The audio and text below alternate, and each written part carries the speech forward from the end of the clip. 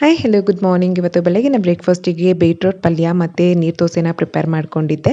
So ಸಂಜೆ ಇವತ್ತೊಂದು reception ಇತ್ತು ನನ್ನ ಸೆಕೆಂಡ್ ಸಿಸ್ಟರ್ ಕಡೆಯವ್ರದ್ದು ಪಾಂಡುಪುರದಲ್ಲಿ. ಸೊ ಹೋಗೋಣ ಇವತ್ತೇನೆ ನೈಟ್ ರಿಸೆಪ್ಷನ್‌ಗೆ ಅಂತ ಹೇಳಿದರು. ಸೊ ಹಾಗಾಗಿ ಅಪ್ಪಾಜಿ ಅಮ್ಮನ್ನ ನಾನು ಕರೆದಿದ್ದೆ, ಬನ್ನಿ ನಮ್ಮ ಜೊತೆನೇ ಹೋಗೋಣ ಹೆಂಗಿದ್ರೂ ಅಂತ ಹೇಳಿ. ಸೊ ಬೆಳಿಗ್ಗೆ ಕೃಷ್ಣ ಊರಲ್ಲಿ ಕೆಲಸ ಇದೆ ಅಂತ ಹೇಳ್ಬಿಟ್ಟು ಹೋದರು. ಗೃಹ ಪ್ರವೇಶ ಆದಮೇಲೂ ತುಂಬ ವರ್ಕ್ ಇದೆ ಅಂತ ಹೇಳಿದ್ದೆ ಅಲ್ವಾ ನಾನು. ಸೊ ಆಚಾರಿ ಬಂದಿದ್ದಾರೆ ಅಂತ ಹೇಳ್ಬಿಟ್ಟು ಹೋದರು. ಸೊ ಬೆಳಿಗ್ಗೆ ಹೋದವರು ನಾವು ರೆಡಿಯಾಗಿ ಎಲ್ಲ ಕೂತಿದ್ದೀವಿ. ಸಂಜೆ ನೈಟ್ 8:00 ಆಗ್ತಾ ಇದೆ. ಬಟ್ ಸ್ಟಿಲ್ ಬಂದೇ ಇಲ್ಲ. ಇನ್ನ ಕೆಲಸ ಇದೆ ಅಂತ ಹೇಳ್ತಾನೆ ಇದ್ರು. ಸೊ ನನ್ನ ದೊಡ್ಡಕ್ಕ ಅವರು ದೊಡ್ಡಿಯಿಂದ ಬರ್ತಾಯಿದ್ರು. ಅವರೇ ಪಿಕ್ ಮಾಡಿ ಇಲ್ಲಿಗೆ ಬಂದು ಕರ್ಕೊಂಡು ಹೋಗಿದ್ದಾಯಿತು.